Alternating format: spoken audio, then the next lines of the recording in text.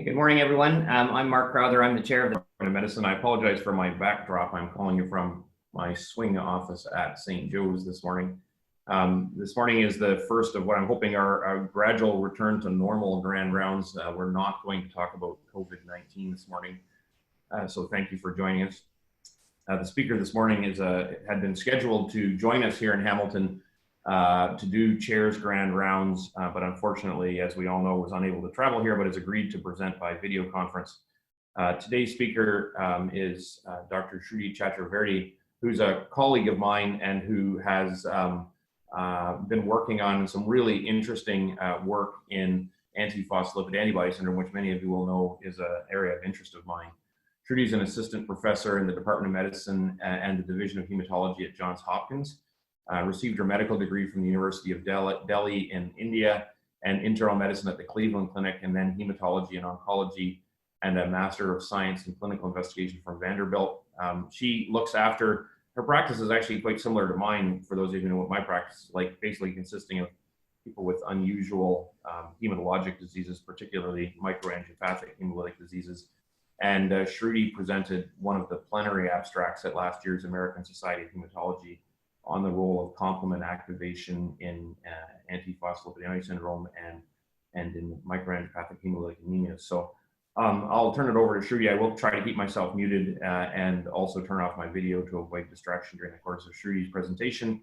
And then at the end, we can either take questions directly from you if you open up your microphones, or if you send me messages in the chat function, I will collate them and present them. So Dr. Chakravarty.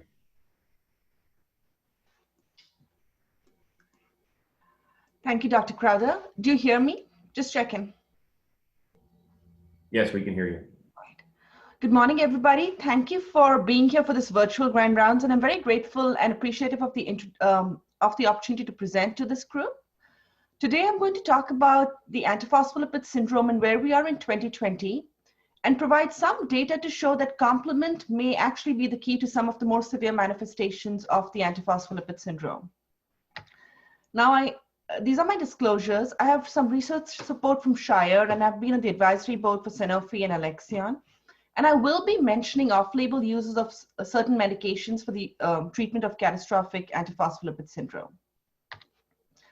I apologize for bringing up the elephant in the room, but it's got to be done.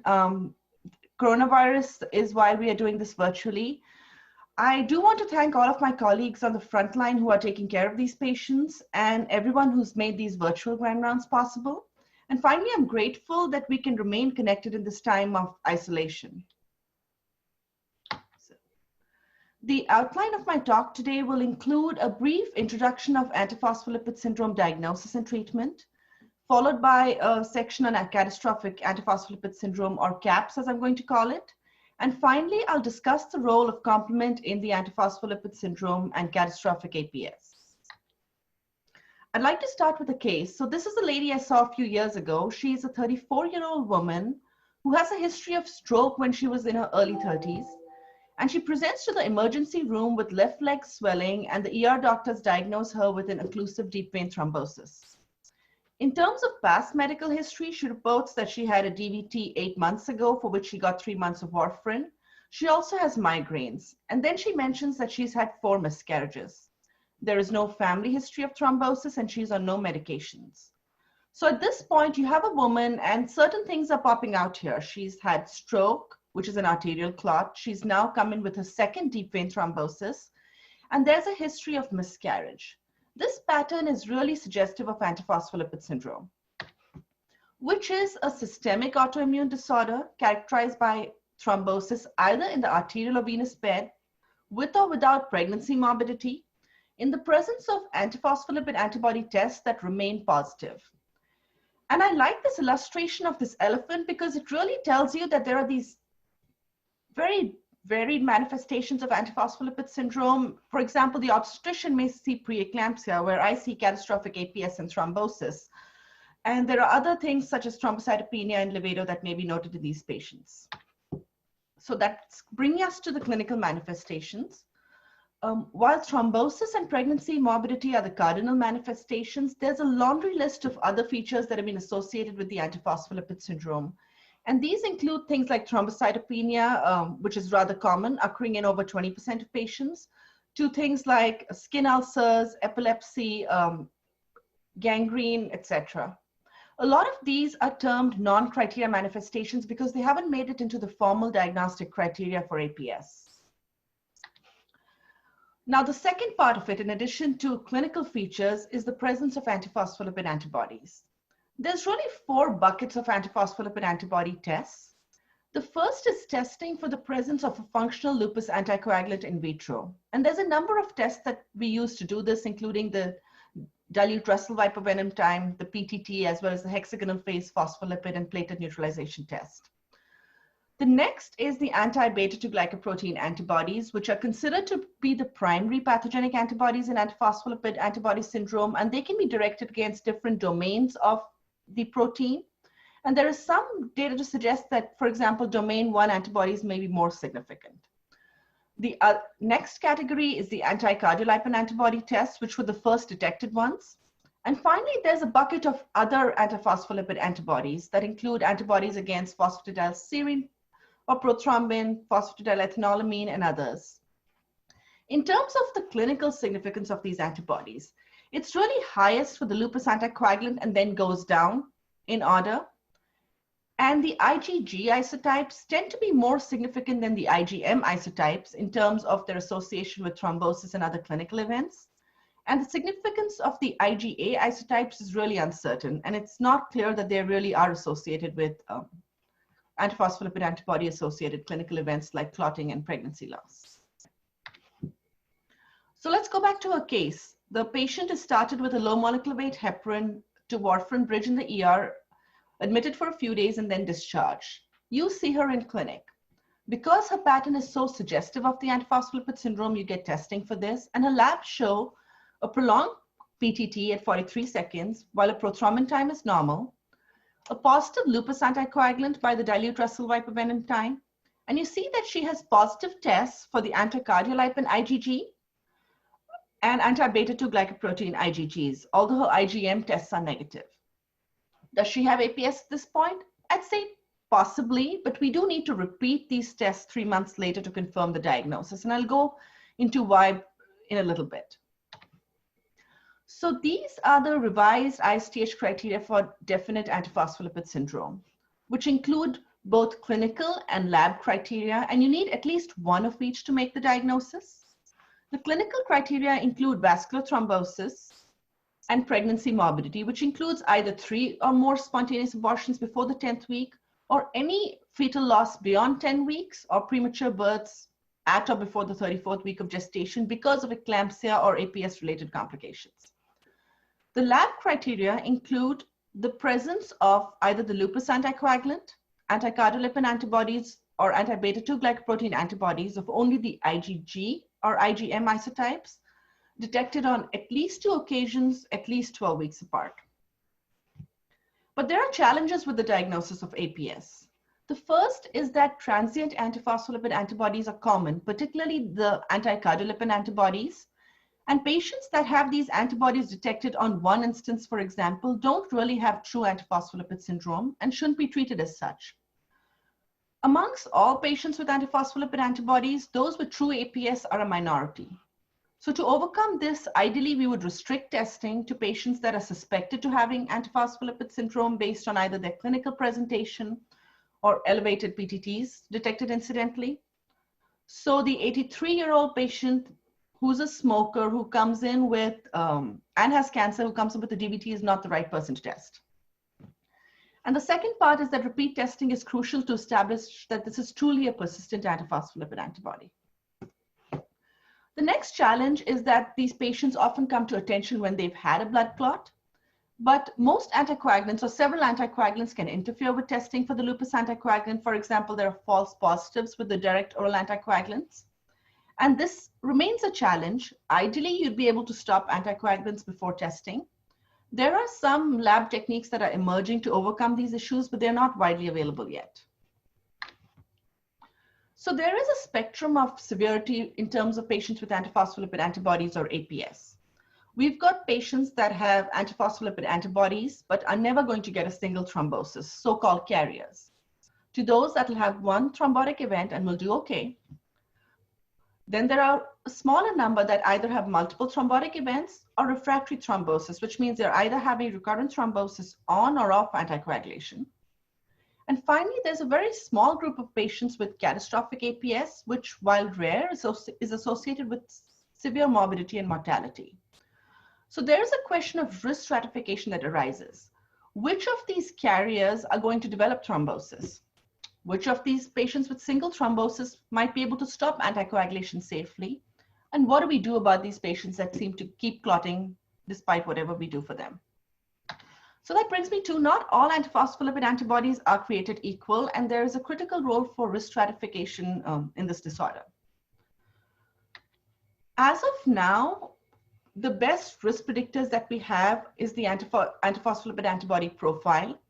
And a number of studies in the early 2000s showed that if we were looking at isolated antibodies or isolated lab tests, the lupus anticoagulants are the strongest risk factor for thrombosis, followed by anti-beta-2 glycoprotein antibodies, and they are more significant than anticardiolipin antibodies or antiprothrombin antibodies, which are of borderline significance, and it's not really clear what the association with thrombosis might be.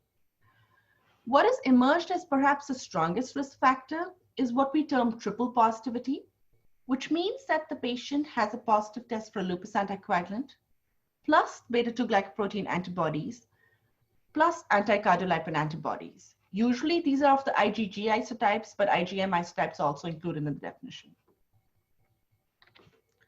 When we look at triple positivity, it really is the strongest predictor, for example, of a first thrombosis. So this figure here shows the events per 100 patient years on the y-axis. And on the x-axis, you've got normal subjects who don't have antiphospholipid antibodies, patients with a single positive that are carriers, or carriers with triple positive antibodies. And the rate of thrombosis is highest in the triple positive group and is as high as 5.3% per year, which is concerning. And in these studies, whether patients were on aspirin or not, it didn't seem to affect their risk of thrombosis, which is why aspirin is not really recognized as a treatment for asymptomatic antiphospholipid antibodies. There was also a clinical trial looking at this, which did not accrue well, but also did not find a benefit. Then when we look at patients who've already had one thrombotic event, what's the risk that they're going to have a second one? This study had a cohort of 160 patients that were triple positive for antiphospholipid antibodies and had had a thrombotic event. Of them, 123 were continued on long-term anticoagulation. And the cumulative incidence of recurrent thrombosis was 12% at 1 year and as high as 44% at 10 years in this triple positive group. The figure on the right shows a Kaplan-Meier type graph showing you the cumulative incidence of thrombosis in patients who were not on anticoagulant therapy, which is understandably and expectedly higher. But there was a significant risk even in those who were maintained on anticoagulant therapy. And at 10 years, it's almost 30% over here.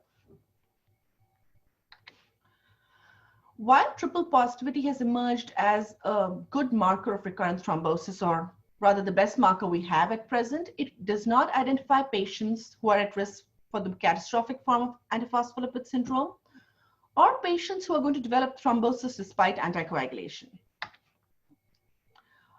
Next, I'd like to touch on treatment. I am not going to go very deep into this, but the bottom line is that the treatment of thrombotic APS is long-term anticoagulation with standard intensity vitamin K antagonists or warfarin. This was showed in a very nice clinical trial by Dr. Crowther, as well as later by Dr. Finazzi. There had been anecdotal reports that patients with antiphospholipid syndrome have really high rates of recurrent thrombosis while on standard dose anticoagulation, and there was a move in clinical practice towards using higher intensities of anticoagulation, for example, pushing the INR targets up to 3 to 4 or 2 to 3. And this clinical trial by Dr. Crowther that was published in 2003 laid rest to that.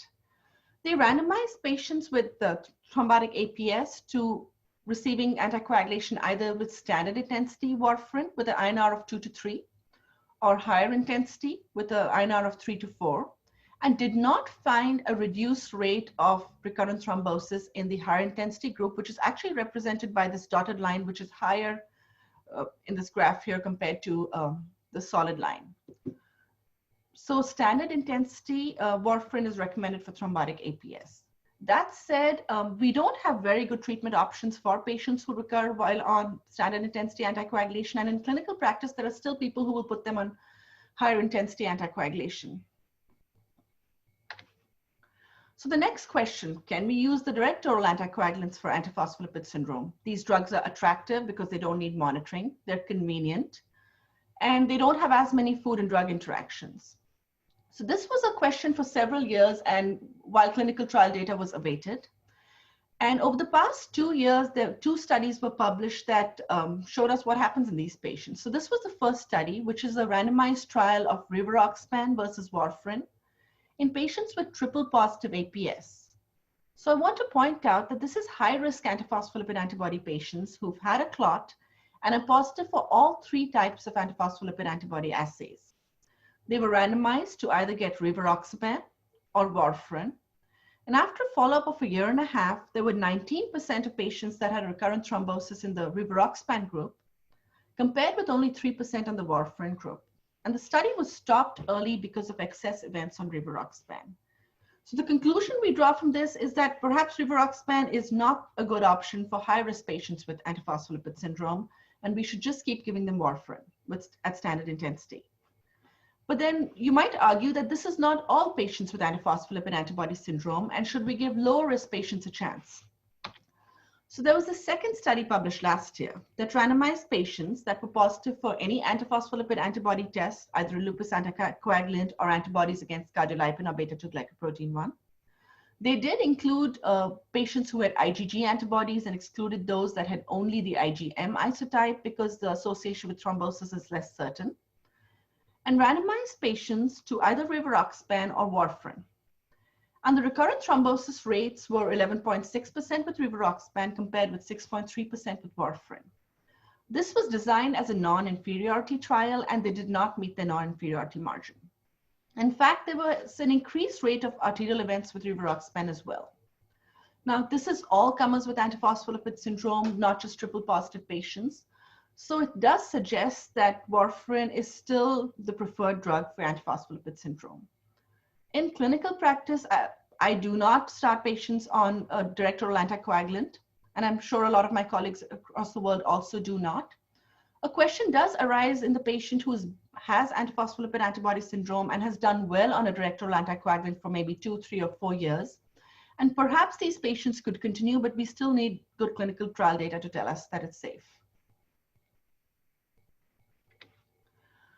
So let's go back to this case. This 34-year-old woman who has triple positive antiphospholipid antibody syndrome is prescribed standard intensity warfarin, and you follow her for the next several years and find that over the next 3 years, she has 4 episodes of recurrent venous thromboembolism. At each of these episodes, her INR was checked, and at 3 or 4 times, it was in the therapeutic range of 2 to 3. So what do we do about these patients? Which leads me to the question about how common is recurrent thrombosis in patients with antiphospholipid syndrome. So the data in terms of recurrence rate is somewhat limited to large case series, and different studies give different rates of thrombosis on stopping anticoagulation, but it ranges from anything from 10% to 60%. A systematic review in 2013 estimated that the rate of recurrent thrombosis when you stop anticoagulation is higher in patients with antiphospholipid antibodies, and estimated that the magnitude is about 40% higher than without the antibodies. I will admit, though, that a lot of the studies that went to the systematic review were biased and were not of very high quality. Most people will agree that the rate of thrombosis on stopping anticoagulation seems high. But the next question is, what about if the patient stays on anticoagulation? And some earlier studies suggested that in these patients, thrombosis tended to recur even on anticoagulation, but these were mostly retrospective studies. And the same finding was not seen in the randomized trials in antiphospholipid syndrome, where recurrent thrombosis in patients who were treated appropriately with warfarin was in the range of 3 to 4%. And finally, these retrospective series came from specialized centers that are likely to see more severe patients, and there is significant selection bias there. So it is not clear that patients with antiphospholipid antibody syndrome have a very, very high rate of recurrent thrombosis on anticoagulation, But there certainly appears to be a small and clinically challenging proportion of patients who are anticoagulation refractory and tend to have recurrent thrombosis even while on anticoagulation. And I'll be the first to admit that they are perhaps overrepresented in tertiary care practices like mine, because to me it seems that this is not uncommon. That's not what the data bears out, though. The next part of my talk is on catastrophic antiphospholipid syndrome, or CAPS. Now, I'd like to present a case that I saw about a year ago. He is a 64-year-old male with antiphospholipid syndrome. He's had 2 episodes of venous thrombosis and 1 myocardial infarction. He didn't really have other risk factors for myocardial infarction, and he's on warfarin. He presented to his primary care physician with a 4-day history of dysuria and fever. So he was diagnosed with a urinary tract infection and started on trimethoprim sulfamethoxazole. 2 days later, he shows up in the ER with extreme fatigue, bilateral leg pain, he's short of breath at rest, and severe nausea. At the time, his only medications are aspirin because of his history of MI, warfarin, his INR is 3.2, metoprolol, and trimethoprim sulfamethoxazole, which is PCP, had started 2 days ago. On physical exam, he has significant lower extremity edema, he has costovertebral angle tenderness, and his toes appear ischemic, they're turning dusky and black. On labs, his hemoglobin level is down to 7, and he lives at a 13 normally. His platelets are down to 64,000, white count is elevated. His serum creatinine is now elevated at 3.2. He has an elevated LDH, and his blood smear shows schistocytes. He gets a CT abdomen because of his CVA tenderness, and you see perinephric stranding and massive bilateral adrenal hemorrhage. He then got an echo that showed depressed ejection fraction, and he had bilateral occlusive femoral DVTs in his legs. We already know that he has antiphospholipid antibodies and APS, and now he's had involvement of multiple organs. So he has had renal injury, he's got cardiac injury, and he is starting to have clots in other places. So we made the diagnosis of catastrophic APS. We started him on anticoagulation, high-dose steroids, and plasma exchange. And he fortunately survived this episode of catastrophic APS after being in the hospital for 3 weeks. But 4 months later, he had another infection, got CAPS again, and unfortunately didn't make it. And this is not an uncommon story with these patients. So catastrophic APS is a syndrome which is characterized by rapidly developing widespread thrombosis with multi-organ failure.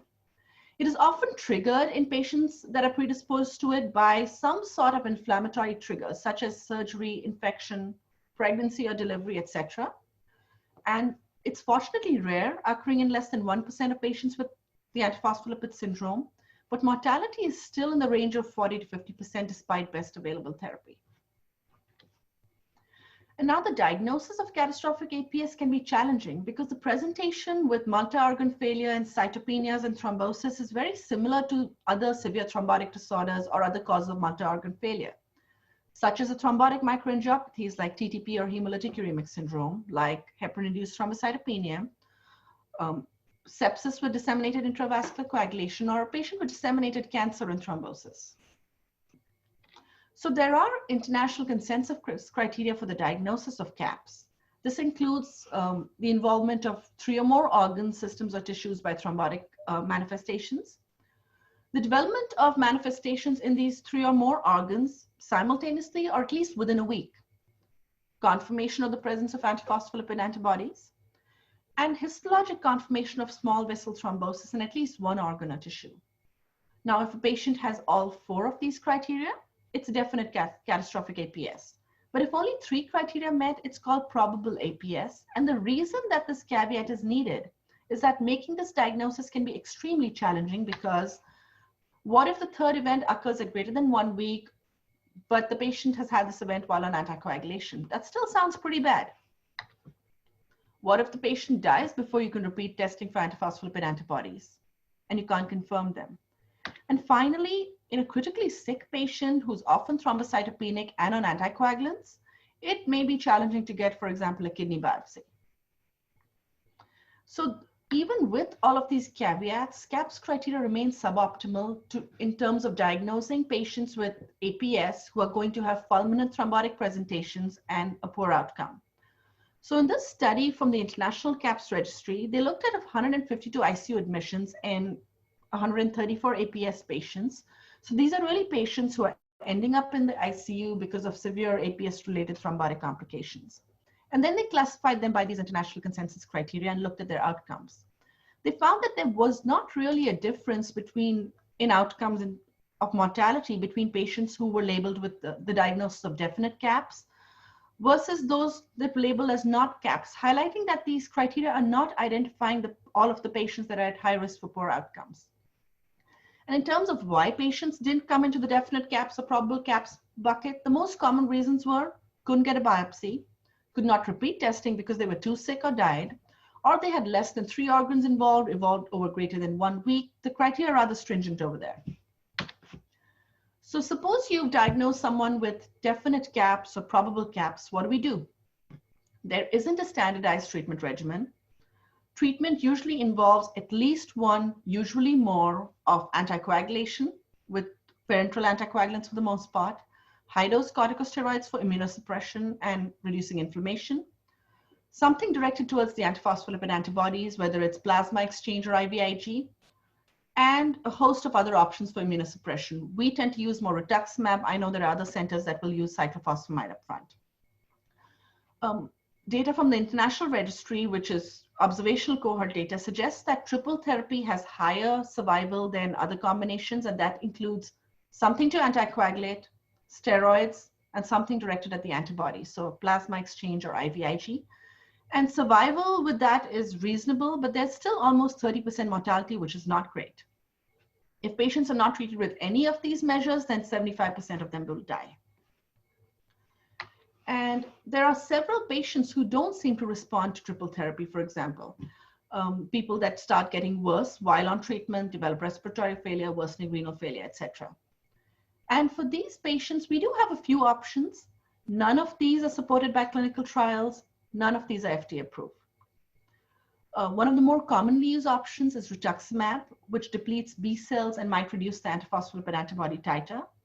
And from the CAPS registry, 75% of patients, admittedly of a small number, who received rituximab recovered from their episode of CAPS.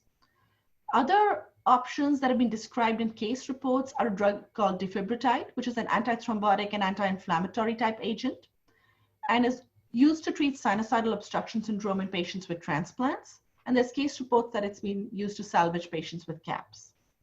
And finally, there is eculizumab, which is an anti-C5 antibody, so it's a terminal complement inhibitor.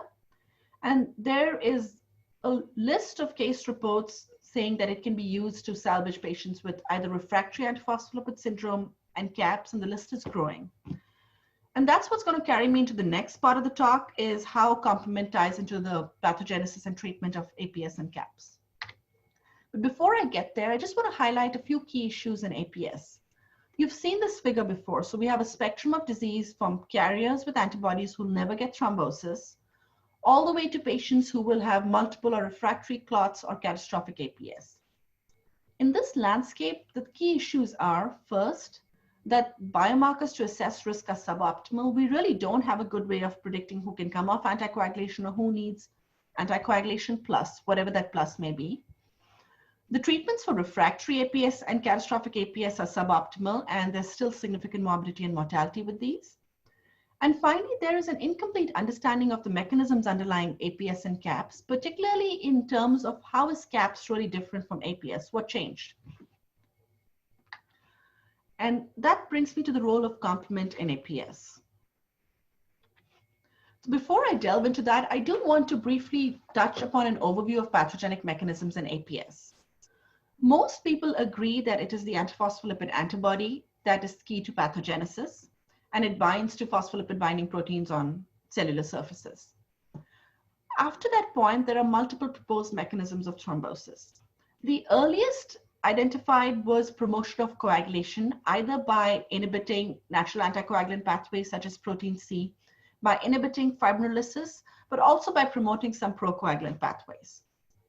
Next, there is ample evidence that these antiphospholipid antibodies activate inflammatory cells as well as endothelial cells.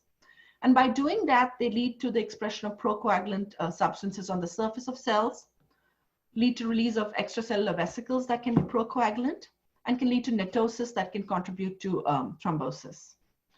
And finally, there is a huge body of evidence that antiphospholipid antibodies interfere with trophoblasts and decidual cells in the placenta and impair placentation.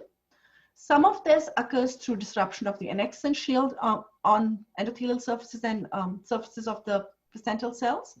But there is now increasing evidence that complement activation may be involved in all three of these pathways, being a cause as well as result of activation of cells through its link with thrombosis and by its effects on the placenta leading to obstetric complications. So before I really dive deep into this, I do want to touch upon an overview of complement. I want to apologize for doing this. This cascade has always been challenging for me, and I thought when I was in med school that I would be allowed to forget it. Now it's daily bread and butter. This is as simple as I've been able to make it for myself. And essentially, there are three pathways of complement activation: the classical pathway that's activated by antigen-antibody interactions, the lectin pathway, and the alternative pathway. All of these, through a series of enzymatic reactions, end up in forming the C3 convertase, which breaks C3 up into C3a and C3b. C3b can activate the alternative pathway by itself, but also goes forward, combines with other proteins to form the C5 convertase, which breaks C5 into C5a and C5b to 9. And these are really the effectors of complement that we're concerned with. The reason that complement is an attractive area of investigation in APS is that there is significant crosstalk between the complement system and thrombosis. And we now know that these complement effectors, for example, C5a, can lead to activation of coagulation through tissue factor pathways. And C5b9 is a membrane attack complex. It can land on cells and cause endothelial injury and make these cells sticky. In APS, it is particularly attractive because there is a fair amount of data suggesting that complement activation is critical for antiphospholipid antibody-induced thrombosis and pregnancy loss, at least in mouse models. There is some evidence of serologic evidence of complement activation in the sera of patients with APS. And most intriguingly are the anecdotal reports of eculizumab or complement inhibition efficacy in CAPS and refractory APS. I'm going to briefly summarize this data for you. So some of the most elegant experiments are from Fischetti, who showed that when you take antibodies from patients with antiphospholipid syndrome and passively transfer them into mice, give them a trigger, which was lipopolysaccharide in this experiment, it leads to thrombosis, which is seen here in white. Now, if you do the same experiment with antibodies or IgG from someone who does not have antiphospholipid syndrome or antiphospholipid antibodies, there is less thrombosis or essentially no thrombosis, showing that the antiphospholipid antibody itself is critical for causing thrombosis. But if you do the same experiment using antiphospholipid antibodies, lipopolysaccharide in this mouse, but use either a C6 negative rat or a system in which a C5 inhibitor is added, thrombosis is also attenuated. They also showed that this IgG and C3 localize in the blood vessel, showing a link between complement activation and thrombosis in these mice. Now, when we look at patient data, there are studies that show that there are increased levels of C5b9, which is a product of complement activation and is an effector of complement in patients with antiphospholipid antibody-associated stroke, compared with patients who had stroke without antiphospholipid antibodies. And there are higher levels of BB and C3a in APS serum. All of these are essentially byproducts of complement activation and give you indirect evidence that something is activating complement. The challenge has been that in these previous studies, there's been no clear association between serum markers and thrombotic events. Moreover, it's a little bit difficult to identify what's the threshold above which these markers become significant when you're not comparing two groups. And then eculizumab or complement inhibition has been successfully used in two settings: to salvage patients with refractory CAPS. I was able to count at least 11 case reports, and also to prevent recurrent APS and CAPS and allow successful kidney transplants in patients who lost their kidneys because of catastrophic APS. There was a small phase 2 trial that enrolled only 3 patients and then stopped, but they did not see any thrombosis or graft loss in these people over a follow-up that ranged from 4 months to 4 years.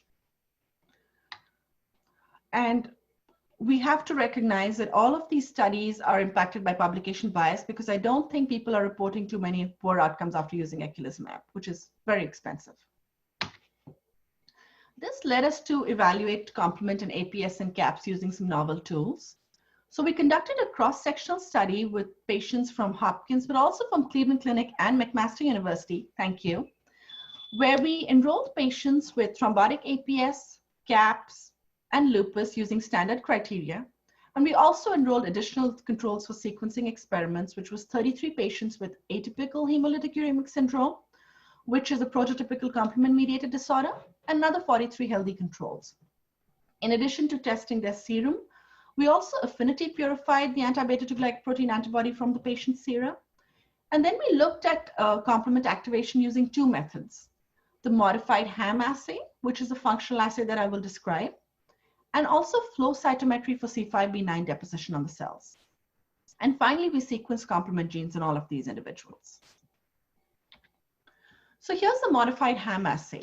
What this is a functional assay that's based on the principle that if you take cells that don't have cell surface complement regulators, such as CD55 and CD59, they can't protect themselves against complement-mediated cell damage and are exquisitely sensitive to cell death if there's activated complement around them. So you take the cell line and add serum. If it is control serum from an unaffected individual, these cells will remain viable, and you can detect that in a colorimetric assay. But if you take serum from a patient with activated complement, for example, atypical hemolytic uremic syndrome, the cells die and they can't release this dye, so you can detect the difference in viable cells. Based on a lot of prior experiments, we've established the threshold of 20% non-viable cells as a positive assay. And this threshold is able to distinguish between patients with atypical hemolytic uremic syndrome that have complement activation versus TTP in normal subjects. And the sensitivity is about 100% and specificity is well over 90% at this threshold. Dr. Brodsky's lab at Hopkins developed this assay and has been able to use it to show the impact of complement or the role of complement in other disorders, including the HELP syndrome of pregnancy and transplant-associated TMA as well. So now we took our patients with lupus, APS, and CAPS, prospectively enrolled them, and performed this modified mHam assay in a blinded manner. The y-axis here shows the proportion of patients with a positive assay. And this was only 6.8% in the case of lupus, but as high as 35% with APS and almost 86% in patients with CAPS. In the CAPS group, 6 of 7 patients had a positive assay for those that we have acute phase sera. And the one that was negative, I unfortunately collected the sample 5 days after the last plasma exchange when they were getting significantly better. So after showing the modified mHam assay that complement activation is associated with APS and CAPS, we looked at it in a complementary assay that was developed in Dr. Brodsky's lab, in which we look at C5b deposition on the surface of cells that is induced by the serum from these patients. So C5b9 deposition in these figures is shown in the bottom right panel. So this is normal human serum with minimal deposition of C5b9. And this is sugar toxin, a positive control, and you see increased deposition here. When we look at a representative patients with antiphospholipid syndrome, C5b9 deposition is hugely increased. That tells us there's activation of complement.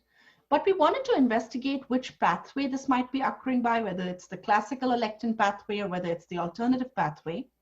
And for this, we used 2 inhibitors, a factor D inhibitor that's going to block only the alternative pathway, and a C5 inhibitor that blocks terminal complement. So if it's classical lectin pathway, it'll be blocked by the C5 inhibitor, but not by the factor D inhibitor, and vice versa. So what we found was that the factor D inhibitor that is alternative pathway specific was not able to inhibit C5b9 deposition, whereas a terminal complement inhibitor blocked it almost completely, suggesting that the activation is occurring by the classical or lectin pathway and not the alternative pathway.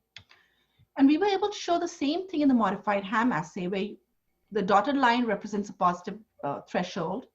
You don't have much cell death with normal serum. The positive control is positive. APS1 is a patient serum that gives you a positive assay. Using ACH 4471, which is a factor D inhibitor, did not block complement activation, but the terminal complement inhibitor did.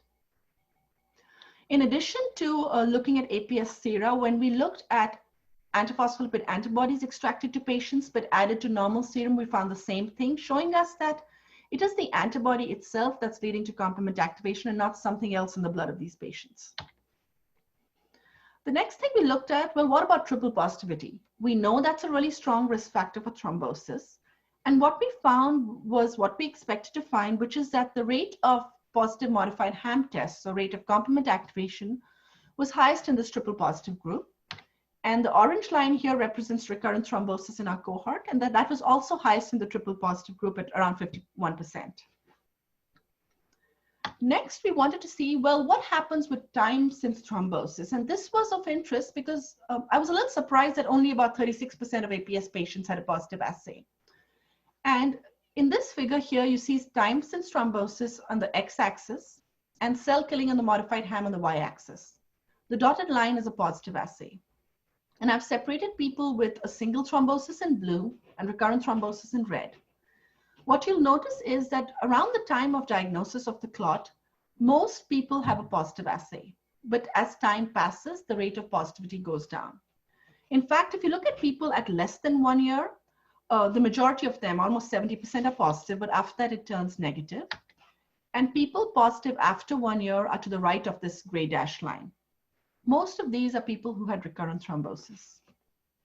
In fact, we found that a positive modified Ham assay was a really strong predictor of recurrent thrombotic events, which occurred in 66% of these patients. And the dark red blocks here represent patients that had recurrent thrombosis while on anticoagulation, which is perhaps the most challenging group of patients to treat.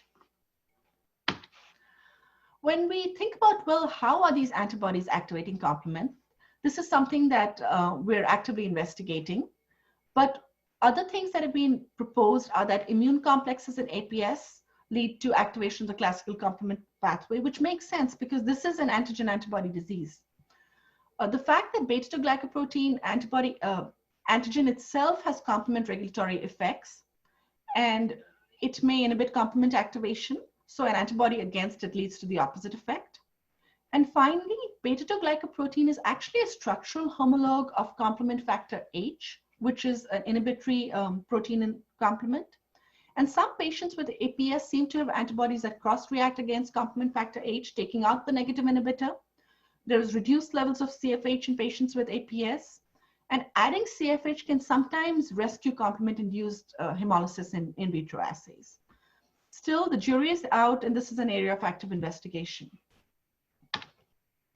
Next, I'd like to talk about a patient with catastrophic APS.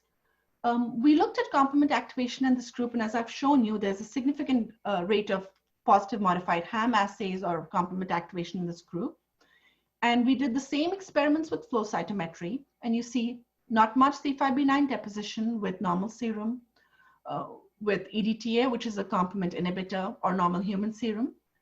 Deposition with Shiga toxin or positive control. Nothing when you add EDTA to CAP serum, because EDTA inactivates complement, but the serum itself led to C5b9 deposition. That was only partially blocked by a factor D inhibitor that inhibits the alternative pathway, but completely blocks the C5 inhibitor. And what was interesting about this patient was that we were able to get serum in the asymptomatic phase when they did not have CAPs, as well as the acute phase. And we found that complement activation was really only seen in the acute phase for these patients, at least complement activation beyond the threshold of positivity.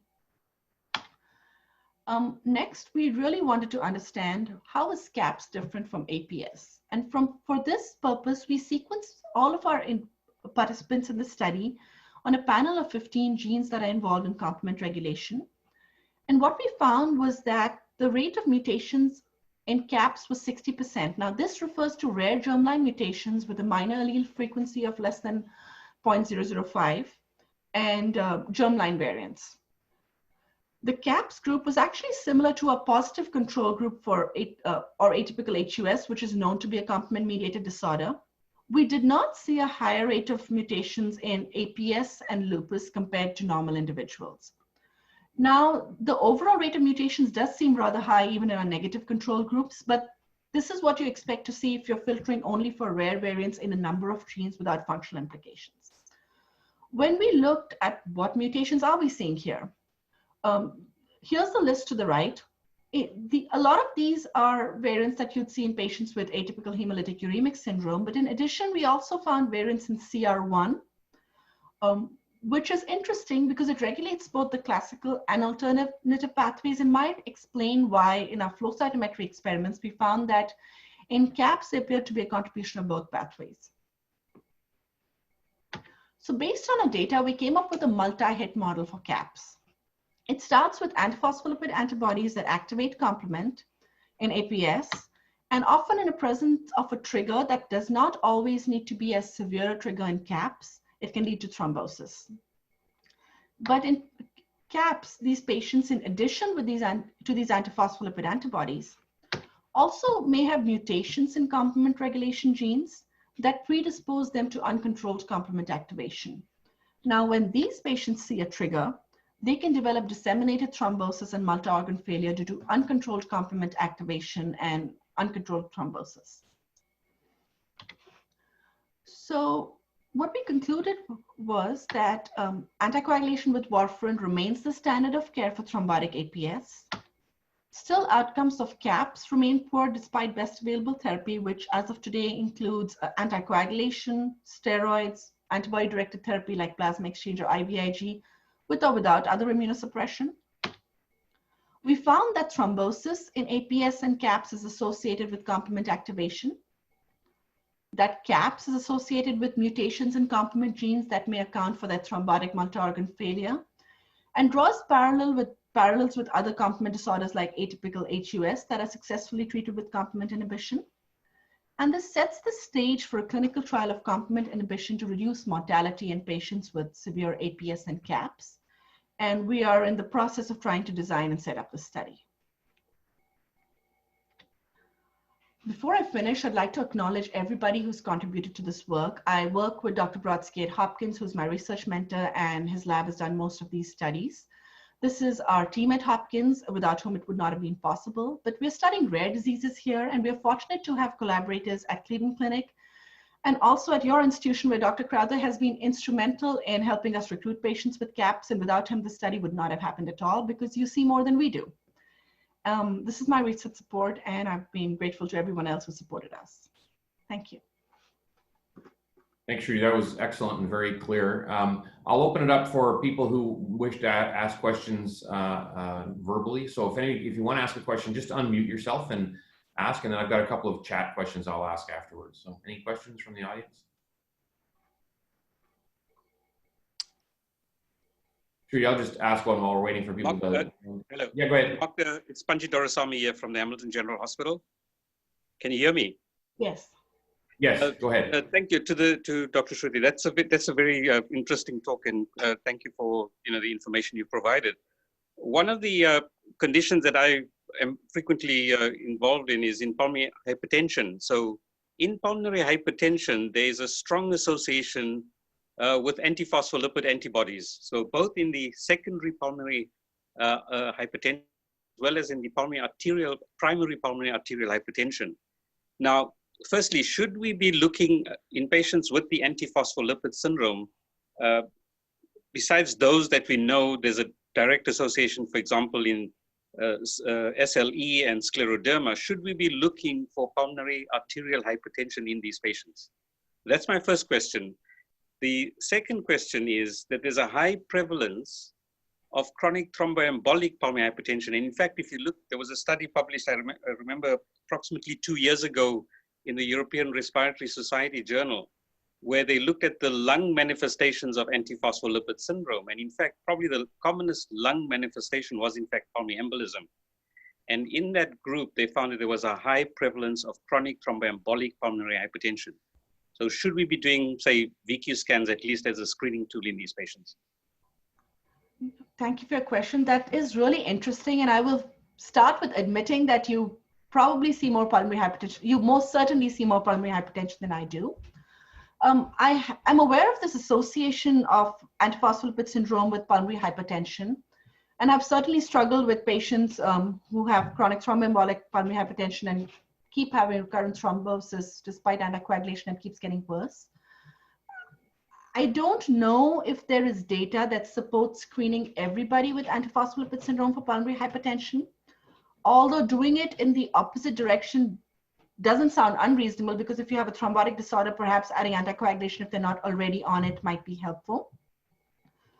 Some of these patients, at least the ones that I've seen, and I'd be interested to know if that's also what you're noting, ones with chronic thromboembolic pulmonary hypertension seem to have manifestations of thrombosis that worsens despite being on standard anticoagulation. And I wonder if this is a group of patients that requires further investigation in terms of pathogenic mechanisms and treatments. I am not advocating for blanket treatment with anything at this point of time. I think that, I'm sorry, I don't think I have a great answer for you. This is a challenging situation. No, thank you very much. If I may, can I just ask a follow-up question to that? Sure. In patients with pulmonary arterial hypertension, there's an imbalance between vasoconstrictor substances like endothelin and vasodilator chemicals such as nitric oxide. Now, so we know that in pulmonary hypertension now, pulmonary arterial hypertension, there's established treatment. So there's the endothelin receptor blockers and nitric oxide agonists. So should we be, is there any evidence from your studies that there is any changes in endothelin and nitric oxide in some of the patients that you may have studied? We haven't looked at that yet, but that is a very interesting thought and perhaps something that we should do. Thank you. Thanks. Other questions from the floor? Trudy, I'll ask a question about complement inhibition. So you and I have talked about this extensively in the past. There's currently the one licensed complement inhibitor, which we're all familiar with, I think, called eculizumab. There's a whole series of other ones coming down the pipeline. Do any of the newer complement inhibitors that are coming down the pipeline hold particular promise in your mind for the prevention of complications in patients with either CAPS or just APS? Yes, that's a great question. There are currently now 2 complement inhibitors available to us. So there's eculizumab and the longer-acting version, ravulizumab. We've been focusing on these drugs for our prospective studies, or the studies that we're planning to do, partly because their safety is established and we know that they're safe in pregnancy, which can be a trigger for CAPS. That said, it is attractive to consider more targeted therapy that may work more upstream and be more focused on the exact pathways that are impaired. And for that purpose, based on the very little data that we have right now, inhibitors of the classical pathway or things like APL2 are attractive, which work at the level of the C3 convertase. However, we, and when I say we, I mean Rob's lab and myself included, are currently working on further studies to try to figure out the exact mechanisms by which complement activation is occurring so that we can come up with more tailored targets.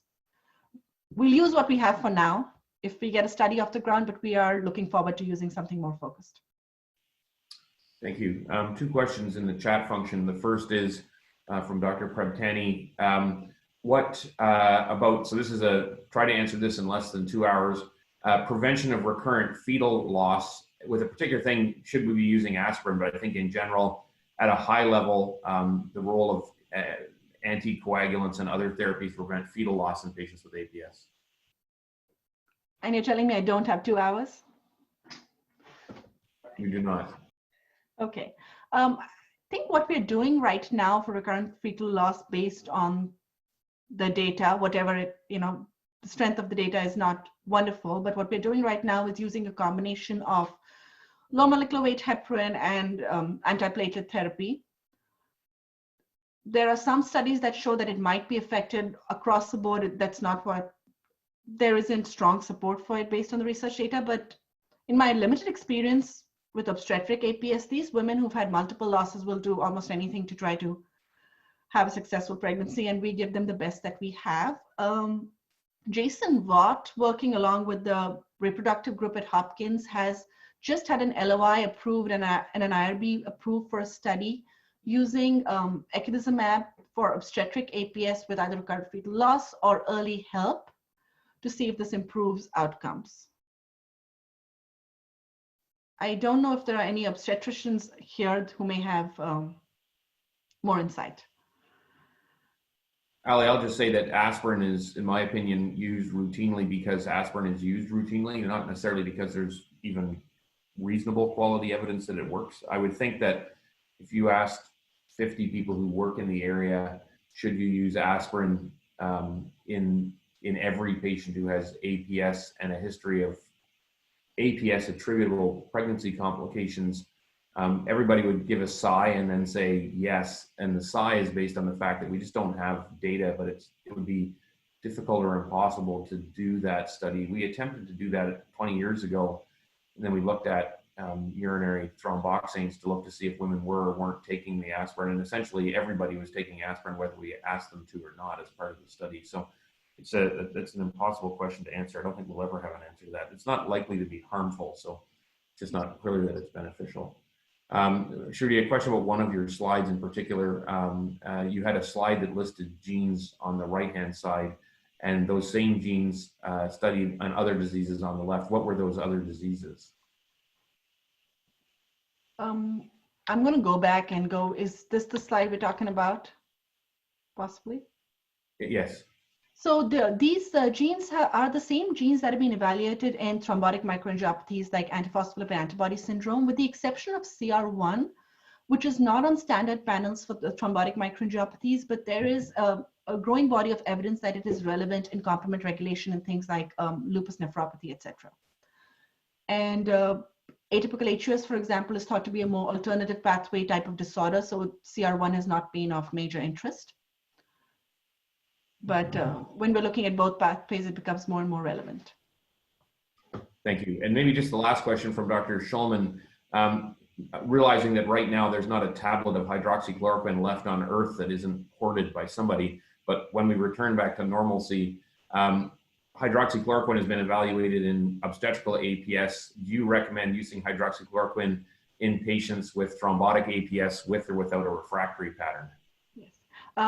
Thank you for bringing that up. I actually removed my hydroxychloroquine slide because I didn't want to explain how we would get our hands on it. The data for obstetric APS is reasonable. At least the preclinical data suggests that hydroxychloroquine has a protective effect in APS because of its immunomodulatory effects, but also because of its effects on endothelial cells. As far as I'm aware, there is no great clinical data supporting its use in thrombotic APS. That said, I have done it in the past for patients that appear to have particularly refractory disease, in which case I've given them hydroxychloroquine, but also added on a statin, both based primarily on preclinical data and some of the phase 2 studies in APS. Yeah, I would just say, I think there's a fair bit of enthusiasm for using hydroxychloroquine based on data that comes out of Michelle Petrie's clinic, which is actually at your hospital. So I would be a little more liberal again when we're able to access it in the future again. I put most of my thrombotic APS patients on it, including a recent case of almost CAPS that we had admitted here at St. Joe's, who went home on hydroxychloroquine and a statin.